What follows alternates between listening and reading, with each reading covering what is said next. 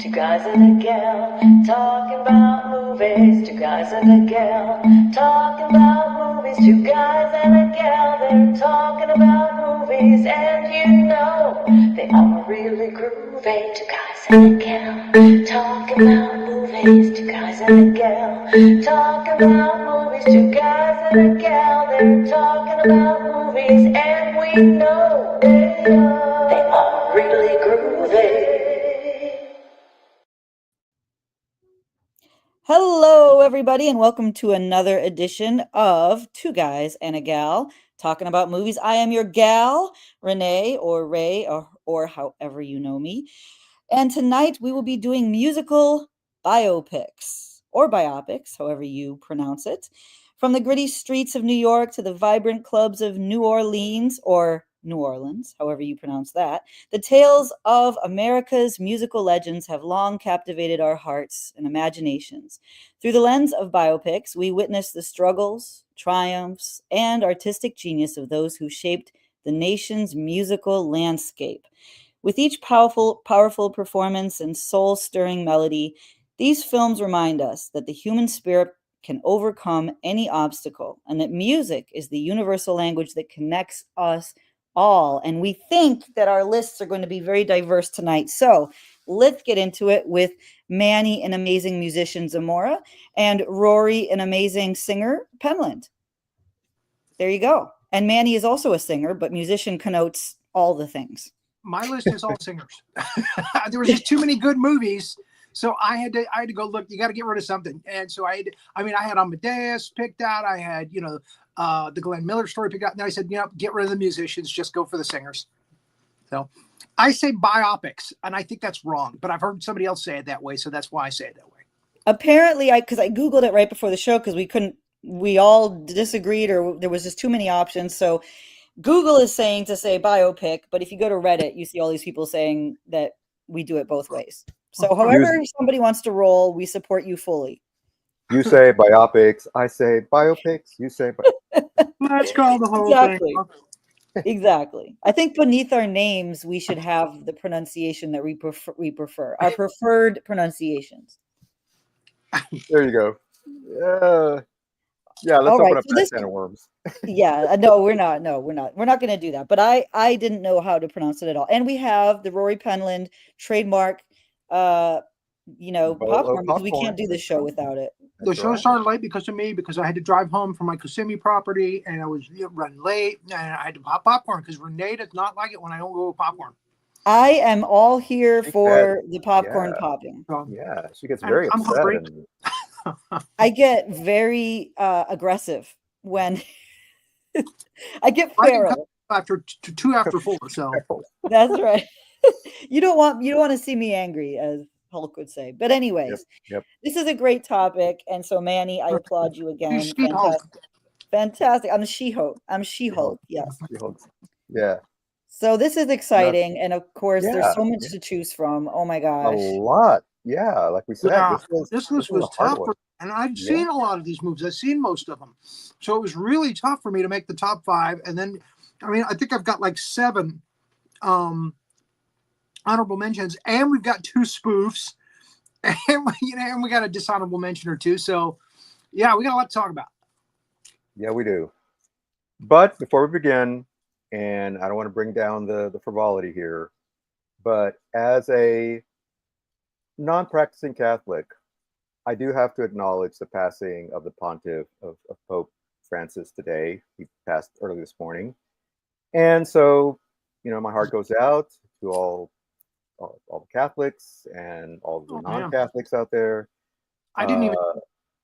Yeah. Yesterday was Easter, and I have been running all day today. I haven't had a chance to see any news. Yeah, well, apparently he'd been ill for a while. I think it's like pneumonia or something, and finally he made it through Easter. He made it through Easter. Yeah, and his dying wish was like peace in the world, right? That people will find a way to get along, and a long track record of human rights and activism and that kind of stuff. So thank you. Yes, Manny, absolutely. Pope Francis. He was not a sellout pope. He was a good pope. Yeah. Everybody, yeah, people tended to really, really like him. So now we're gonna have the conclave, and we'll find out who the next pope is gonna Conclave be. and see who Yeah. the next one is, and see. Hopefully they pick somebody just as good. But you never know. We'll Yes. see. Yes. We'll So see. thank you. Yes. What That's a what I'm beautiful hoping. message. Very Yeah. beautiful. Yeah. All right. Well, now let's get back to the frivolity, the fun and games, the little dog and pony show that we put on every I Monday. feel like Pope Francis would like this show. So He in would his have. honor, and he's He would probably have loved watching it now in the spirit and loving it, That's and I'm right. sure That's he right. has his favorite biopics. I'm very Yeah. certain. Biopics. Bye. Rory's Favorite going on the record. Thank you. We do value Right. diversity in this show. Yeah. I hope they do the Maria Callas story. Oh. And now I've offended everybody. All right. No, I laughed. I was just muted, but I laughed. Just I want to get credit for the laugh. I was very amused, Manny. That was fantastic. Thank you. All right. So, should I go first? Rory, you want to go first? I'll go first this time. All right. I think you already know what my number one is. I think we talked about do. this after the I show do. last week. It hasn't changed. I don't think they've ever topped it as far as accuracy and as far as giving you just about everything you want in a film in this biopic, which is hard to do. And that's Walk the Line with Joaquin Phoenix playing Johnny Cash and Reese Witherspoon playing June Carter. Just a great cast. We get a little bit of Elvis. We get a little bit of Roy Orbison. We get a little bit of who's the lady killer? Oh, Jerry Lee Lewis. Jerry Lee Lewis. But it's mostly about Cash's struggles with drug addiction and with alcoholism, and he finds June Carter, and even though he's married, they start a relationship, and she basically saves him. She pulls him out from the depths of all of that. And it's a great movie. It's a really entertaining movie. It's a well-written movie. It's an Academy Award-winning movie. It's definitely worth a watch. If you like that kind of movie, this will give you that and everything else. And Joaquin Phoenix was not weird, which was weird in and of itself. He was actually totally, coherent. Which do a sequel. Yeah. It was really incredible, absolutely, and a really good look at their iconic relationship. Of course, their relationship is something that when you think of country music, you're going to think of their relationship. And yes, she saves him out of a really dark place, and his entire life, credited her with saving his soul and his body and addictions and all kinds of stuff. Yeah. And I'm glad that it's their movie. It's a biopic about two people, two lovers, who found each other and helped each other to be. I mean, they're an iconic love story. It really is, and it's about both of them. It's not just about one or the other. So, Right. great Yeah. movie. Yeah. And I got to say, Phoenix threw himself into this role. He studied and made sure that he had the voice down. Made sure that he didn't want to do just an impression, but he wanted to make sure that he had the cadence. That's really the tough part about the biopics is when you're playing somebody, like there's Bob Dylan biopics. It's so easy to do the, Yeah. And with Johnny Cash, it's so easy to do the over the top of Johnny Cash. It's easy to do that kind of thing. And with Elvis, oh man, oh yeah, Elvis Presley, baby, that's right, I'm the king. It's so easy to go over the top. So good biopics usually they pull it back so that it feels real. Right. Yeah. And of course he did it all his own singing. Well, they both did. Both he and Witherspoon did their own singing, and it's a great soundtrack. It is. I listened to that when it first came out. Yeah. It's all them singing. Yeah. So good choice. Yeah. All right. What's your number one? So my number one is along the same lines is Ray, with Jamie Foxx playing the legendary Ray Charles, and it is the prototypical rags to riches, back to rags, back to riches story of a man who Renee mentioned overcoming obstacles. he overcame this obstacle of being unsighted, you know, and he like I said became legendary. Uh, he kept his, you know, I mean, uh, his career flourished for years and years and years.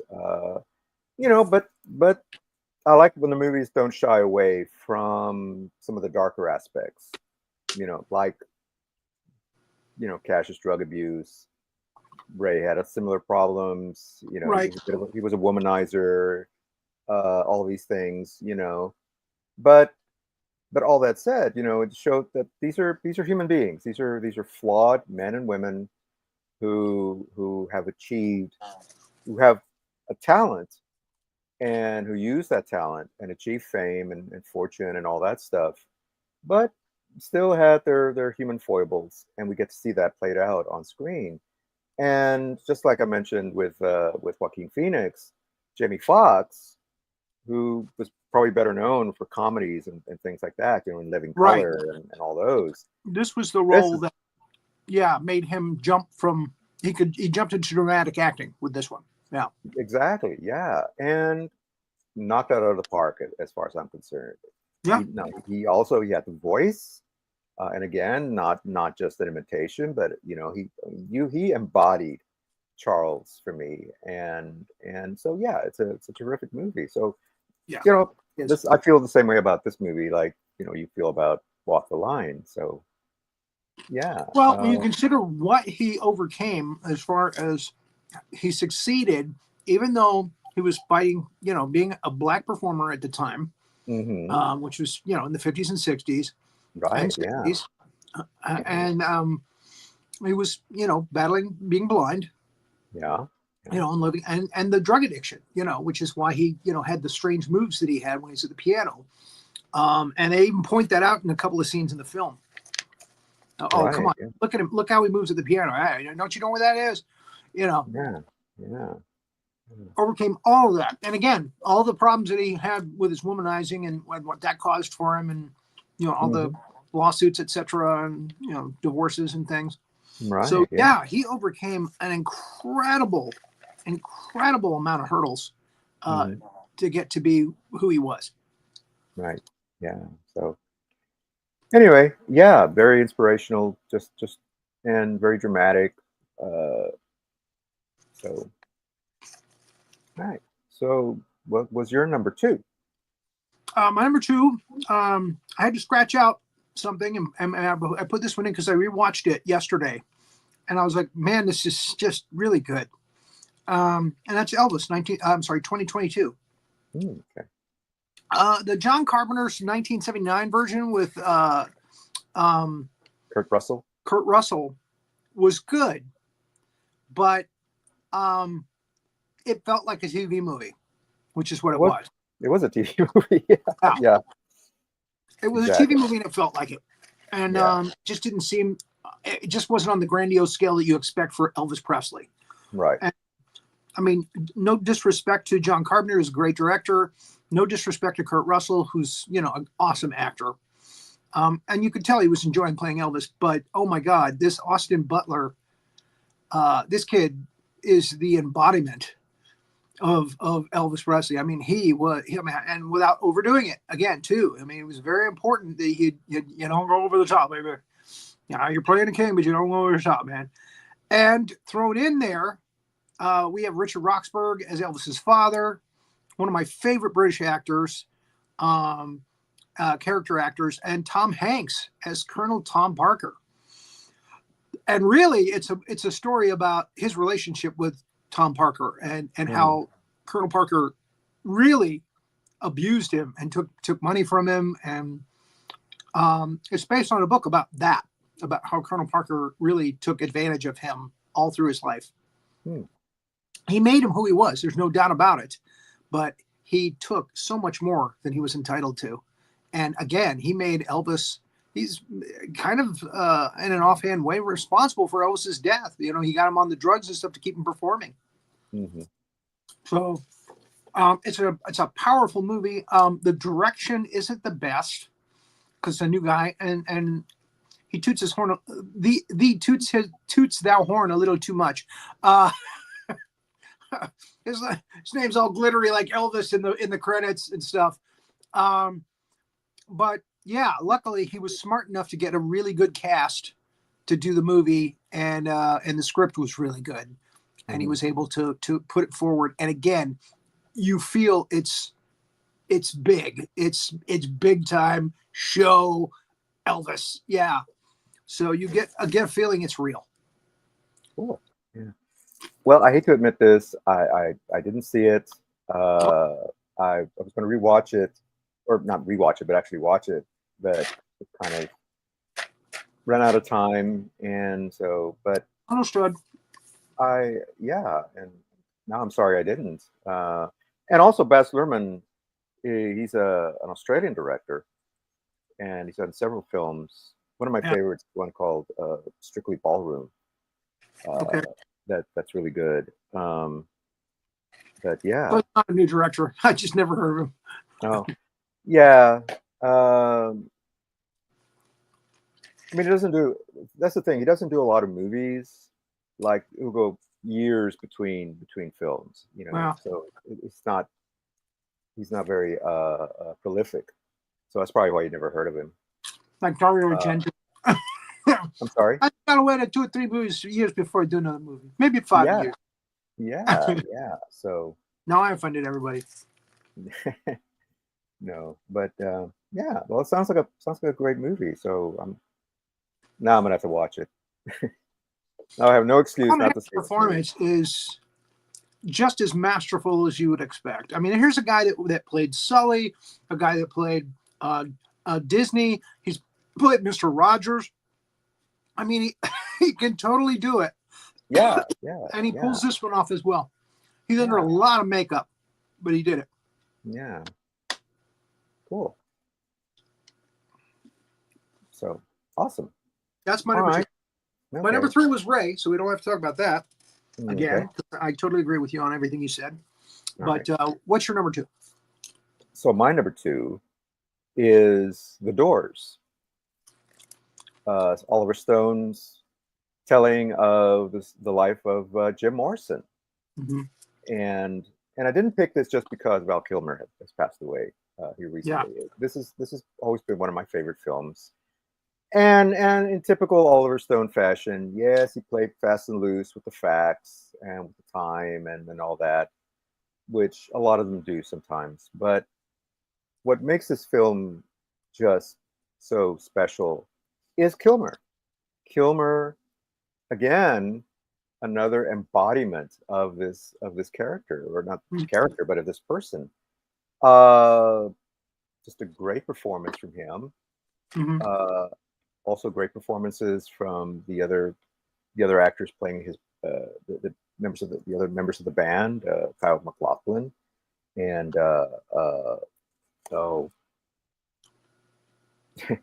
and the other guy whose name slips. Wally is his last name. I can't remember his first name. I know you're talking. Yeah. Frank Wally. Frank Wally. Yeah, he's always good. Yeah. And an early role from Meg Ryan, playing Morrison's wife or girlfriend. I think eventually they did get married.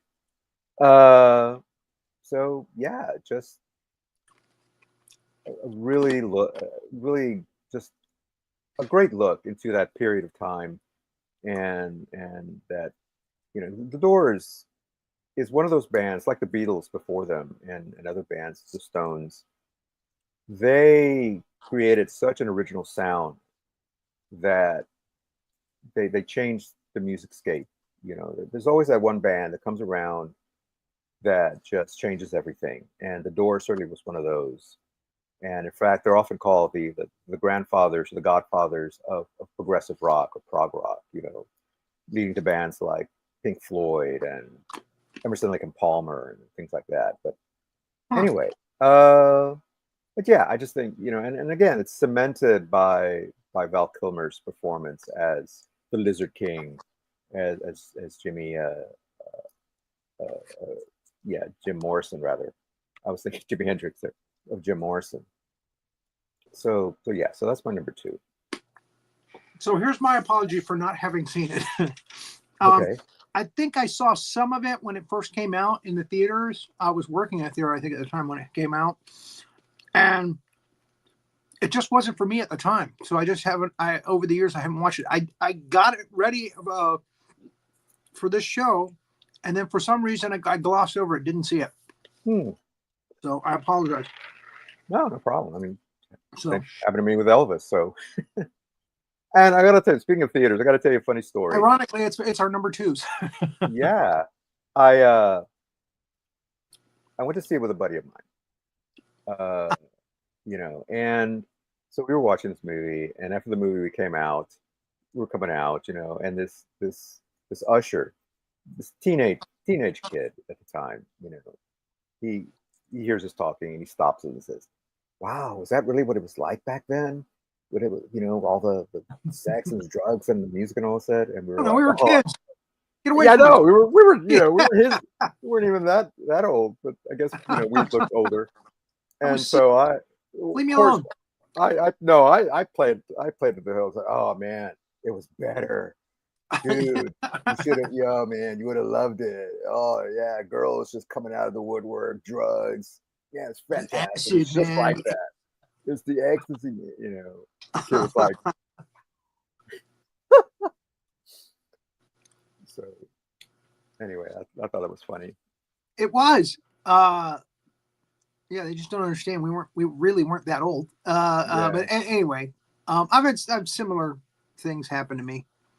But anyway, we can pass over my number 3. What's your number 3? Because mine's Ray. Yeah, your number 3 was Ray, right? My number 3 is La Bamba, the Richie Valens story. That's number 3 on my honorable mentions list. Okay. Again, I mean, how to represent. Yeah. And this is a terrific movie with another like star-making performance for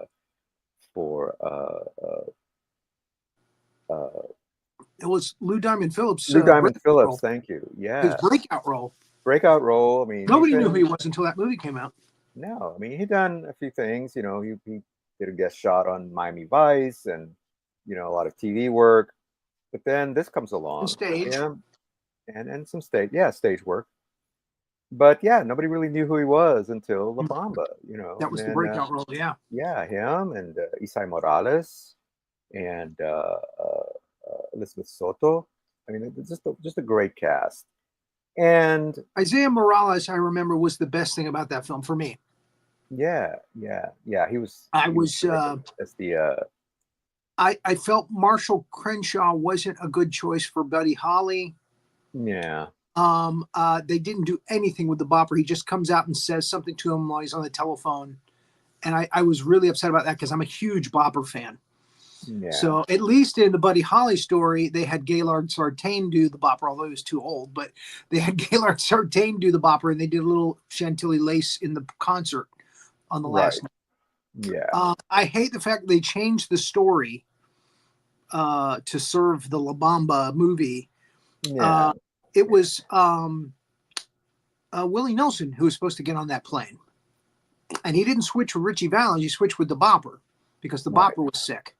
Yeah. He had a cold and he needed to get the bus, the heater on the bus broke down. So they ended up doing a coin toss and the bopper won. And Willie Nelson is still alive today. Yeah. Wait, was it Willie Nelson? I thought it was Merle Haggard. No, it's Willie Nelson. Willie Nelson. Oh, okay. That's the story I read. Yeah. He was one of the band members. Yeah. Interesting. Okay. I remember it was a country singer or another country singer, and for a long time I thought it was. Look it up. Merle, but yeah, I'm pretty sure it was Willie Nelson. Yeah. Because Okay. when I read that, I was like, "Whoa, seriously!" Yeah. Yeah, I was pretty floored. One of those twists of fate. Yeah. So my problem with it made my honorable mentions list. It's entertaining, but and the same thing with Selena, is they seem too much like biopics. They fall into kind of a pattern. Mm-hmm. And yeah, I mean, it's a very depressing ending. They will die, at the height of their career. Yeah. And again, this was a kind of a standard biopic that they would put out, over the years, and that's where we got spoofs of those, which we'll talk about later. Yeah. But still entertaining. I mean, I still watched them, and I still was entertained by them. That's why they're on my honorable mentions list, but I just couldn't move them on the top 5. Not me. Okay. Fair enough. Yeah. And got to mention killer soundtrack from Los Lobos. Doing the music. Now, was Los Lobos the band that's in Dusk to Dawn? No. Is it the same band? No. Okay. No, My bad. it's a different band. It was Tito and Tarantula. Okay. It's the band in. So. All right. Okay. So that was 4. My number 4. Yep. My number 4. I didn't think it was going to make my list. And then I watched it and I was like, man, this is good. Mm-hmm. Really surprised me. I was not expecting it to be this good. And that's A Complete Unknown, Okay. which is there are a couple of Bob Dylan movies, which we're going to talk about today. This one is, oh my God, I was just so taken back by the performances. Timothy Chalamet, who is like the darling of Hollywood now, this kid from New York, I mean, he's in everything. Mm-hmm. So I'm like, oh yeah, they're gonna make, he's Willy Wonka. Okay, he's in Dune. Now they're gonna make him Bob Dylan. Great. But he really does look and sound like you think Bob Dylan would sound at that age when he's first starting out. Yeah. And he doesn't, he doesn't do that. No. But you also have Ed Norton as Pete Seeger. Pete Seeger. God, right, and he's yeah. wonderful. Oh my God, it's one of the best Ed Norton performances, and that's saying a lot. He's had some really good performances I think I've seen in a long time, and I don't know who the actor's name was off the top of my head, but they talked about the relationship of Seeger introducing him to Woody Guthrie. Guthrie, yeah, Woody Guthrie, who was Scoot McNairy plays Woody Guthrie. Okay, thank you for that. And he performs without saying anything. Mm-hmm. He's in a medical care facility, and Dylan's just visiting him and playing his music for him, and it's wonderful. I mean, it's just delightful. There's no conversation going back and forth between them. I mean, if Pete Seeger's there, he might say something here and there, but in most cases, it's just him going to visit Guthrie and playing his music, and Guthrie is just digging it. He's just into it. He's there. He's like, oh man, but he doesn't say a word. So it's a really, really powerful performance. And we've got Joan Baez, we've got other people, that come through Dylan's life, and it's just thoroughly entertaining from beginning to end. It's really, really good. And Dylan just it shows how the folk music thing, it kind of becomes a thing of the past, and Dylan realizes it when it's happening. So he's like, I'm not going to deal with this. I got to move on. I'm a Rolling Stone. Exactly. So, yeah. And he does. And he leaves them behind. He leaves the folk music thing behind, and he starts doing his own thing, and he's, and he was better off for it. He realized, so it's really, really good movie. So I was very surprised at how good it was. I was really pleasantly surprised at how good it was. So I highly recommend A Complete Unknown. I gotta say, I was a little. I'll be honest with you. It made my honorable mentions list. Not that I didn't like it, but not to that level. I thought it was okay. All right. I don't know. I was expecting something more. Okay. And maybe it was, and I was expecting something less, and it became more. So. Yeah. And maybe I need to go back and watch it again, reevaluate it. But there was just so much meaning to it. There's another film we're going to talk about later about Bob Dylan, and it's a very artsy fartsy, over pretentious I know the one you're Ooh, talking about. Yeah. it's my dishonorable mention, and we're Yeah. going to talk about it when we get to it. Yeah. But yeah, you know what I'm talking about, and I Yeah. hope you felt the same way about it. It was just too much, and I Yeah. was, wait a minute, come on. I mean, Yeah. I can't tell I you mean, how many times I watch it. I got what they were going for, but yeah, it didn't work. It didn't work. It didn't work for me And at all. I gotta mention, Boyd Holbrook played Johnny Cash in Yes, A Complete Unknown. yeah, and he's wonderful. I Great. Yeah, he was great, but the director was James Mangold, who directed Walk the Line, and I kept thinking, how cool would it have been if they'd gotten Joaquin They got Phoenix? Joaquin Phoenix back, but he was probably doing something. He was probably He was doing probably Joker 2 or doing something. Joker or something else, Oh which, God, how yeah, terrible. yeah, yeah, To give up a performance like that uh, yeah. to That sell would have been out, so, that you would have been know, nice. yeah, that would have been nice. That would have been Same nice. director, yeah, Agreed. and I think that's why I was expecting it to just knock my socks off because, oh, same guy who directed Walk the Line, and that's such a great movie. Didn't get there for me. But like I said, I might have to go back and watch it. It's I a lot of times I don't have I don't have enough time to watch an entire film, so mhm, I kind of skim through them. I go 30 mhm, seconds forward, 30 seconds forward. Okay, I get the gist of the scene. 30 seconds forward, 30 seconds forward. This one made me watch almost the entire movie. I mean, yeah, I was just pulled in. So this one I actually spent the time to watch most of it. cool. Most of it. Yeah, most of it, yeah. But Uh, Manny, what is but it that you were not? What is it that you were expecting, and then what did it not deliver for you? well, Good question. Thank that's a you. great question. Thank you. I think what I was expecting, and maybe this was what wrong on my part, is I was expecting another Walk the Line. I was expecting another, because like Rory said, the core of that movie is the relationship between Johnny Cash Yeah. and June Carter, and so I was expecting something similar, because they brought up Joan Baez, and then there's the girl that he Right. And they go started with off with, the played by jealousy on that. And yeah, yeah, that was and turn off, I have to and admit. it never, yeah, They and made Joan Baez look kind of, yeah, and it just didn't go anywhere. I just never felt that same kind of but I connection. just love this relationship with Woody Guthrie. Even after That Seeger goes the way of folk music and he ends up leaving and they don't see each other that much anymore, he's Yeah, still visiting Guthrie. yeah. No, So, that part was great, and like all the Woody scenes and of him Paul singing, Lugosi. all the performance scenes were spot on. I mean, they were Mm. great, and Chalamet channeling Dylan, but without doing the cliche, like you said, doing the you know Eh. kind of thing was perfect.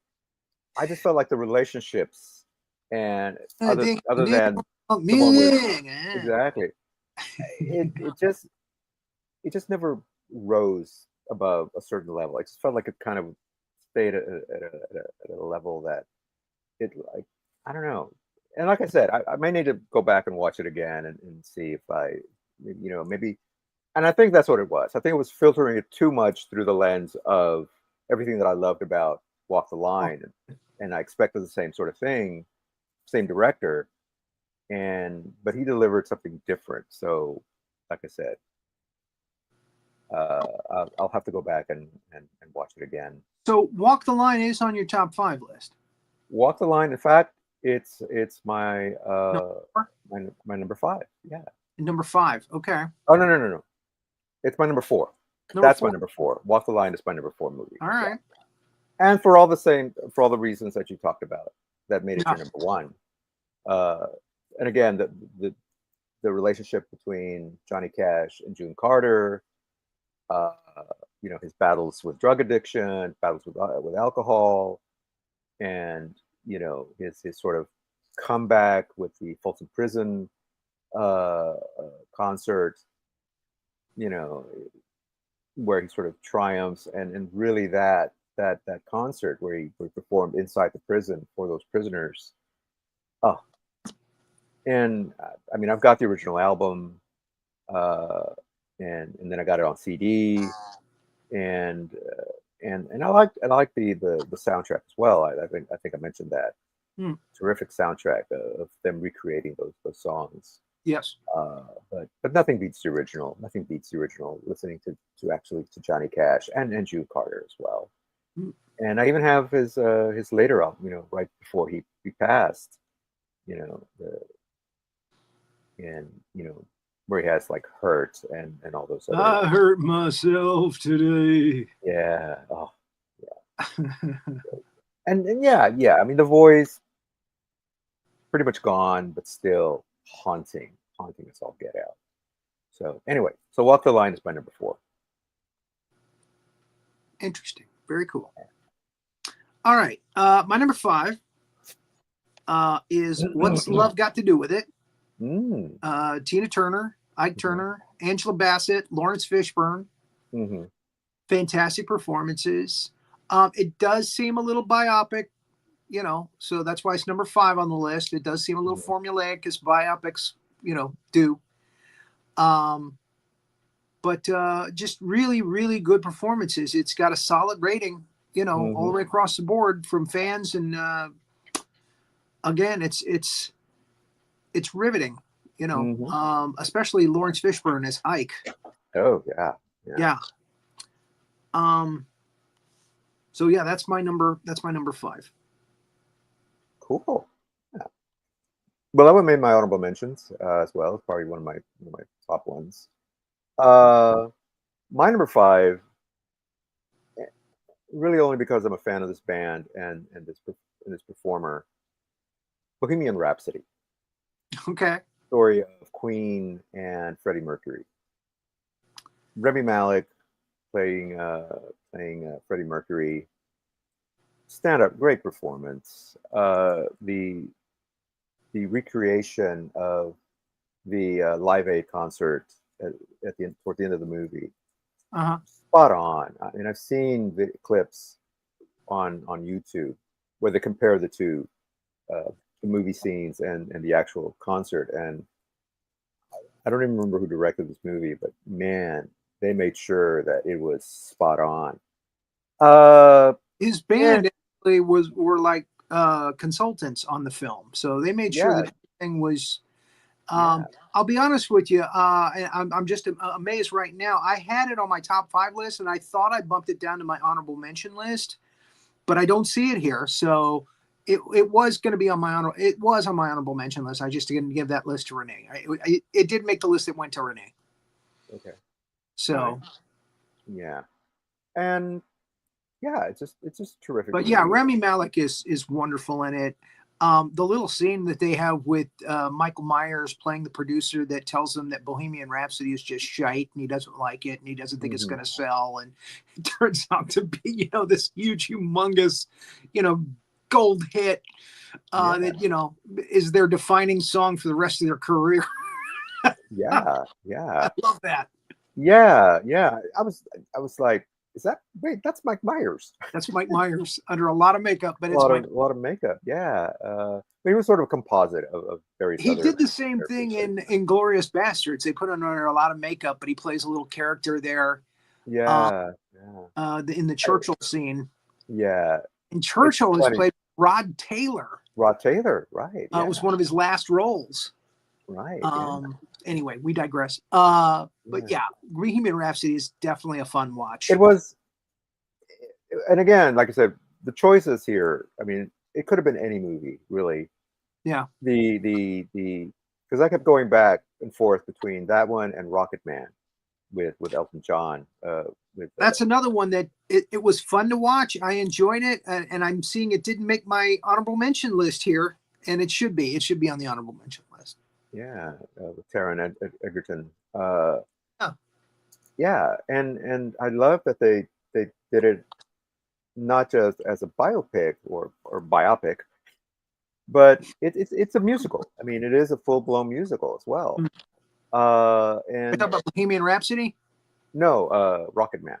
Oh, Rocket Man. Okay. Yeah, yeah. It has these musical sequences. Of course, they're using his songs to tell the story, Yeah. but they do it in like a musical fashion, or like in the fashion of a musical, which I thought that gave it a little bit of a different spin than the usual biopic or biopic. Biopic. You're gonna get me to say that eventually. No, no, no. So Biopic. so All right. so Bohemian Rhapsody is number 5. All right. So we've made it to our honorable mentions list. Again, so many good biopics of singers. And again, I originally had the Glenn Miller story. I originally had Amadeus, except for musicians. But there was just too many films. It was just too many. So I had to cut something. So I had to throw them under the bus. Yeah. And do you want me to go first with the honorable mentions, or you want to go first? Let me go first. I'll go first. Okay. Okay. So mine are Complete Unknown, Rocket Man, What's Love Got to Do with It, La Vie en Rose, the Edith Piaf story. Okay. Buddy Holly with Gary Busey before he totally went. Buddy Holly's story is top of my honorable mentions list. Yeah. Again, it was an Academy Award performance by him. It put him on the map. It was, of course, before his accident where he got kind of silly in the head. Yeah. I feel so sorry for him now when I see him doing videos and stuff. Like, oh man, that poor guy. I know. And then people get on there pretending to be him and talking about buttered sausage and stuff like that. And it's just making the matters worse, make you feel worse for him. Yeah. Anyway, I'm not done. That's top of my list. All right. Had to mention Coal Mine. Well, this is kind of a twofer. Coal Miner's Daughter and Sweet Dreams, the Loretta Lynn story, and Patsy Cline. Again, Coal Miner's Daughter is number 2 on my honorable mentions list. Great Loretta Lynn story. Sissy Spacek knocking it out of the park. I mean, to go from Carrie, to this, wow. Yeah. And becoming an Academy Award nominator. Tommy Lee Jones also in the movie. Jones. Yeah. Makes it worth him watching him perform. Yeah. Young Tommy Lee Jones too. Young Tommy Lee Jones. And Jessica Lange as Patsy Cline coming from King Kong. Yeah. With Ed Harris as her significant other. I didn't get into Sweet Dreams. I didn't like Ed Harris's performance in it. Yeah. I didn't think she really embodied Patsy Cline. In Coal Miner's Daughter, I think it was Beverly D'Angelo played Patsy Cline. Yes, she was much great. better. Much better job. Just embodying Patsy Cline and her spirit, Yeah. So Sweet Dreams felt a little forced for me. It felt a little too biopic, even more so than La Bamba and Selena. So I just didn't go for it, the way everybody else did. Yeah. Just wasn't as good for me. I don't know why. Yeah. Again, sometimes Ed Harris is one of those guys. If you're not careful, he will go over the top and he will give you a performance that's just cringeworthy. There was not a Michael Keaton thing.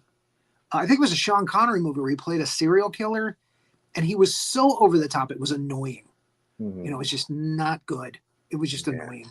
So you got to be careful with it. But then he turns around and he gives a performance like the director in the Truman Show. The Truman Show. Yeah. Gosh almighty, so I mean he's got the capability of Academy Award winning. Exactly. That's so you got to reel him in. It's like sometimes they don't, or they just let him do what he wants to do, and he goes a little over the top sometimes, and that drives me nuts. It's like, oh man, he could have been so much better. So Ed Harris is hit or miss for me. Yeah, but and so many other great performances we could talk about. Harris, his little Apollo 13, The Rock again with I thought that's what we were talking about with Connery, with Connery, and he's okay in that. Yeah, he's a good villain in that. But he can be. You got to be careful. I Saw the Light with Tom Hiddleston as Hank Williams Sr. is really good. Yes. Because, you know, it takes an English actor to play an American icon. You know, a Southern uh, American icon. a Southern icon. But he was very good in that. Great Balls of Fire, the Jerry Lee Lewis story with you know, that's what my mind. yeah, with I'll be honest with you though, I thought Quaid was too over the top and again, Jerry Lee Lewis was over Jerry the Lee top. Lewis is very over the top. Yeah. One Love. I did like Peter Cook is deliciously wicked as the reporter that, you know, outs them, you know, as being cousins, and she's 14. Yeah, Winona maybe Ryder. Yeah. Yeah. But I completely, totally slipped my mind on this week when I was doing research for this. Yeah, that's right. Great Balls of Fire. Yeah. And Get On Up, the James Brown story with Yes. the late Chadwick Boseman. Chadwick Boseman. Before he became Panther. The Black Panther. Yeah. Yeah. So, and there's probably tons more that we haven't even mentioned. I do have to mention, I do want to mention, though, one that I did forget that I watched again recently. It's called Backbeat. And it's the story of early in the career of the Beatles. And it's mainly about the friendship between John Lennon and Stu Sutcliffe, who was the original bass player, who really wants to be a painter. He falls in love with this German girl who's a photographer, and then he dies. That was who played Sutcliffe in that? Stephen Dorff. Dorff, right? Yeah. Yes. And I always got to be careful not to say Brad Dorff. Yeah, Brad Dorff. Yeah. He's the other guy. He's the guy that does all weird, creepy characters. Exactly. Yeah, and I kept thinking, it's like, there's this movie about the Beatles that I really liked, and so I went back and watched it, and I thought, I forgot about that one. I saw it when it first came out. Yeah, that was actually a good movie. Yeah, you're right. Yeah. So, and I was trying to think of biopics about the Beatles that were worthy of this list, and that's worth an honorable mention. But I didn't think about it. Anything else that I've seen about the Beatles is just they didn't do a good job. Yeah. Which is the case with a lot of biopics. Yeah. I mean, we had Beyond the Sea, which is, you know, the Bobby Darin. Yeah. It's Kevin Spacey. Kevin Spacey's love letter, or what did I put here? I put a note here that I wanted to say on the show. His fantasy to become Bobby Darin. Yeah. Is realized. My review. Yeah. He just seemed like he was too old to be playing Bobby Darin. Yeah. And he even says that, I think, in the movie. He, like, directly to the camera, he says, you know, suspend your just like Howard Stern says in his movie, you know, suspend your disbelief, you know, folks, because I'm going to be playing me.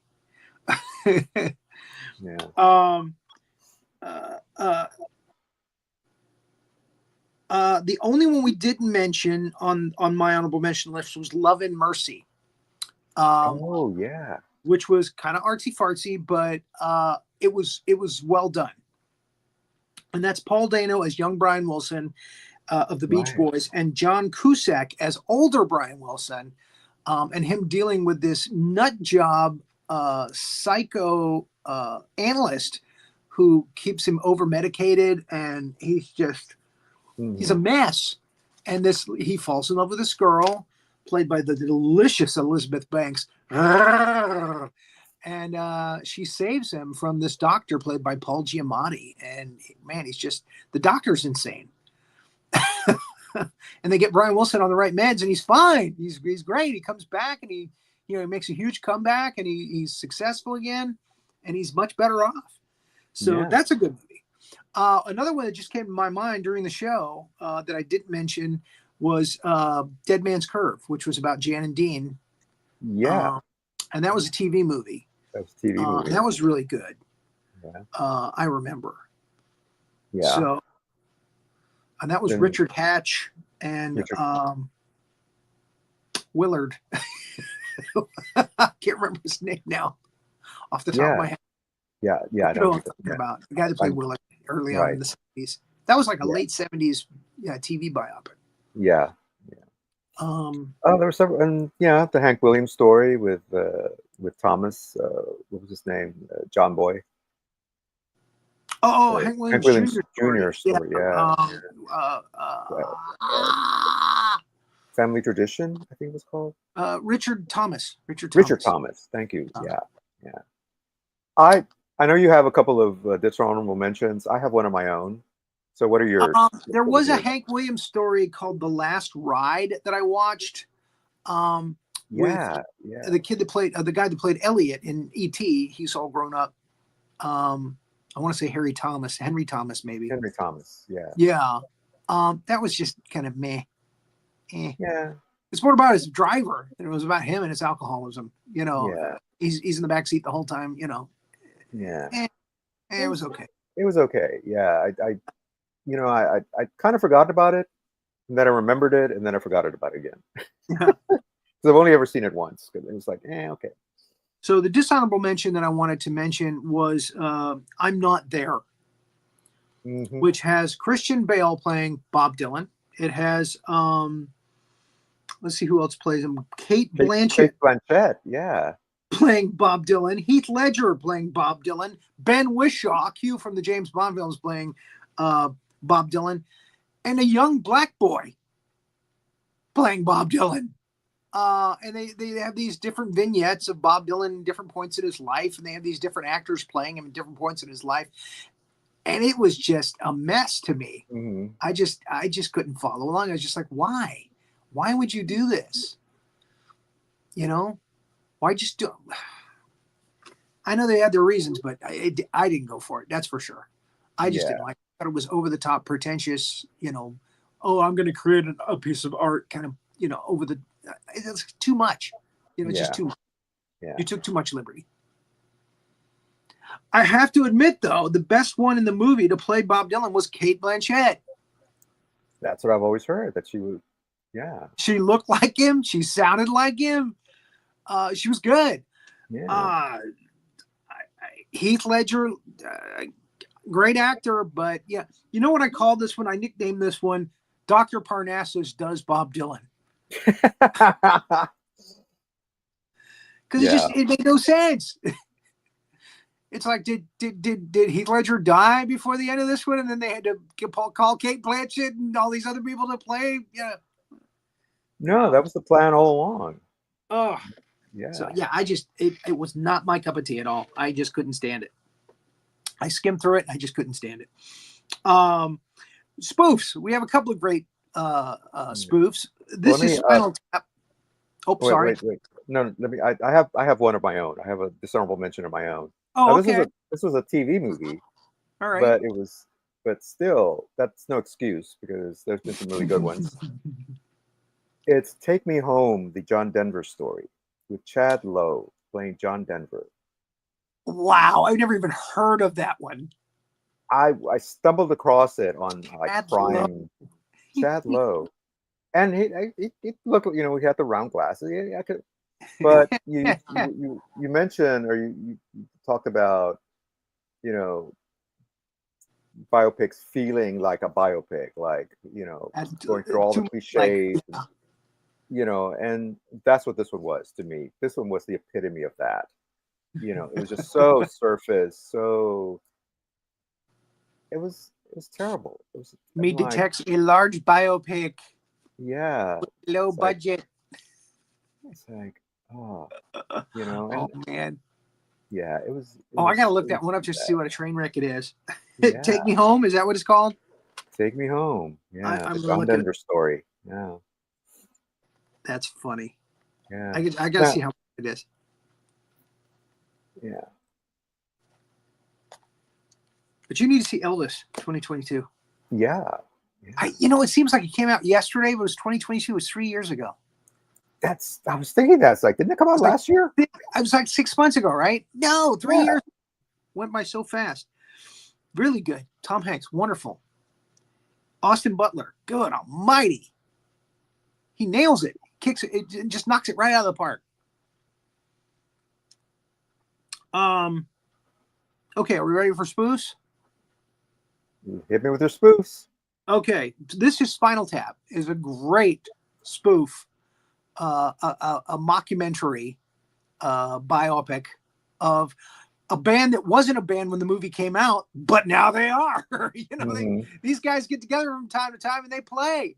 And that's Spinal Tap. Which is Michael McKean, Harry Shearer,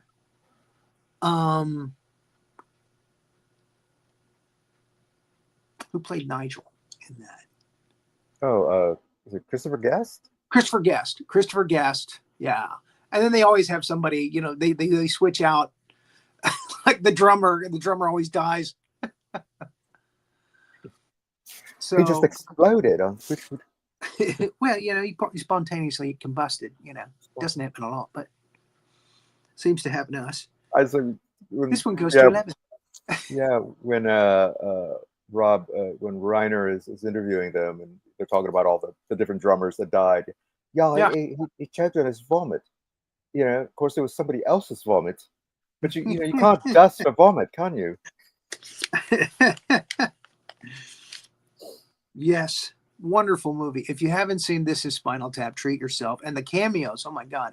Anybody that was in comedy at the time did a cameo. Fran Drescher. Yeah. Dave Harvey, even Robin Williams, does a little cameo in it. Everybody's there. Howard Hessman, everybody's there. Yeah. Puppet Show and Spinal Tap. So, Billy Crystal has a little cameo. Billy Crystal. Patrick. Did you say? Yeah.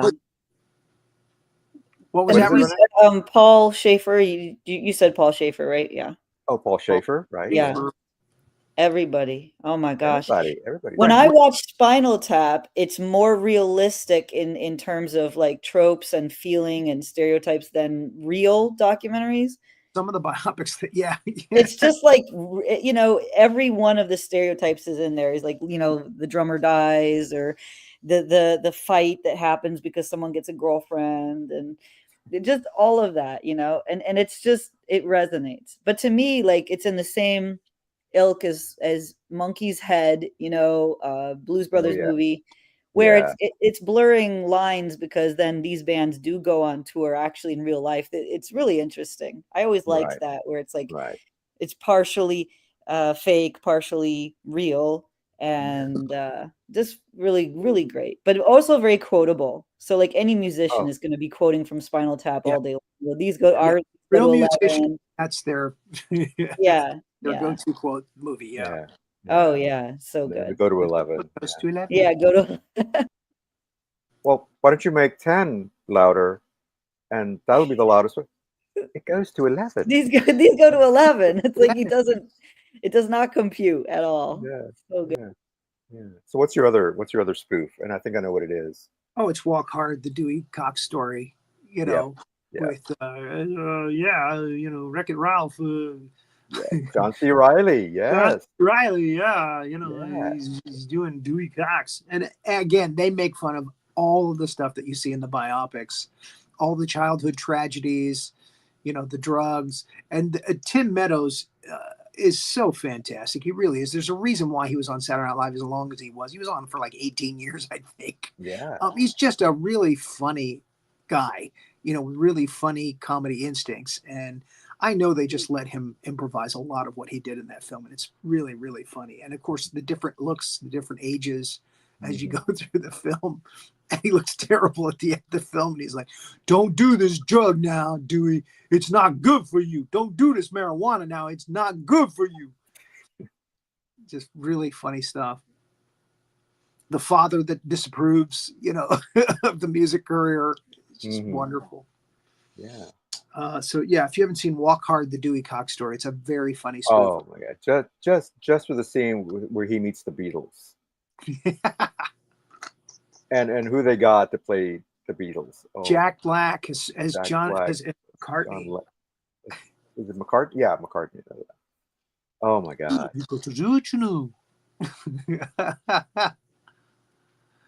It's wonderful. It's just delightful from beginning to end. I really enjoy that film. I got to watch it again. Yeah. And that's it for me. Ah, yeah. Uh, What are we doing next week?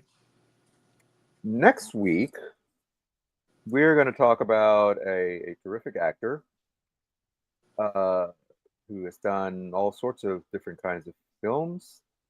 And hopefully, we'll have a special guest, and that is Mr. Willem Dafoe, Ooh. who will be the subject of our little extravaganza here.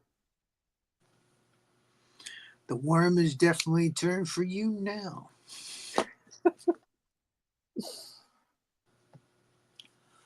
Yeah. Well, all right then. Yeah. So, and speaking of musicals, I think we're going to have to do a show on just our favorite musicals, but also our favorite fake bands. I thought we did a musical show. No, Okay. All no, we right. haven't. I thought we did musicals. All right. Oh, and I forgot, I was going to mention it at the top of the show, but this is episode 87. We've done 87 of these puppies. Wow. Nice. Yeah. So So next time is episode 88. Good luck. 88. Yeah. 8s are good luck in China. Yeah. And So- 6s. This week there is no show tomorrow. No show with Roland, but perhaps the week after. Let's hope. On Thursday, another James Bond show. We're going to be talking about the new Upper Deck Black Diamond James Bond cards, which include poster cards. Have the posters of the movies and one of the actors that's in the film. They have dossier cards on all of the characters, which are very thick, actually. And they have metal cards made out of metal. Metal. Nice. Yeah, heavy. And cards with actual lab-created synthetic diamonds pressed into the card, which makes the cards very valuable. Wow. They usually only make about 25 of each of these. So they say that the street value of these created diamonds is about $100 a diamond for this 1 carat diamond, a niche. So this card's worth $200. So supposedly, that's the street value. But I won't pay that much for a card. So Of course not. So I got it for much less than that, and we'll see. We'll see what goes on. We'll try to. We've said we were going to do a trivia on the last show. And we had so much fun unpacking the box, unboxing the box that we didn't get to the trivia. We didn't give a prize. So maybe we'll do 2 prizes this show, and one of those prizes will be this metal Christopher Walken card. Oh, yeah, because Christopher Walken. Yeah. And that's about a $17, $20 card. And probably going to give away this as well, a poster card with Ursula Andress, Dr. No. Dr. No. So You're just a stupid policeman. Whose luck is run out. The week after, we're going to probably do the relic cards, which have a little piece of the movie in the card, whether it's a piece of costume or a little document, a piece of a document or something that was in the movie or something like this. And in a case, a piece of interior from a car or a boat or all kinds of cool stuff. So we're going to see that probably week after Thursday. And then I'll show you my autograph collection, my card collection with the autographs of all the Bond actors, over 300. So it's going to be a long show. I'll try to make it go as fast as possible. Very expensive hobby. But we're going to have fun seeing all that stuff. So that's what we got coming up. And we'll right. next week. And Willem Dafoe, yeah. All right. Miss Renee, any parting thoughts from you? Nope, I'm good. Just wanted to greet. We had a comment from Rose R on YouTube with like a pow, and Jay Thompson. We love Jay Thompson saying congrats on 87 and the great goal of us all to slow time down as we age. So thank you, Jay Thompson. We love you. He's the red bearded wine snob. That's Jay. Yeah. And he's got his beard back now. So. And he's got his beard back. So there you go. He's strong again. His hair Strong. and beard back. Strong like Samson. Strong like bull. Yes. Uh, Yes. all right. Well, on that note, thank you for watching. Remember, our shows are archived on YouTube. So if you missed the show or you want to watch any other shows, we have a playlist. The shows are online as well. So do come back, and until next week, have a great week. Thanks for watching this episode of Two Guys and Sometimes a Gal Talking About Movies. Be sure to like, subscribe, and click that notification bell to get future episodes.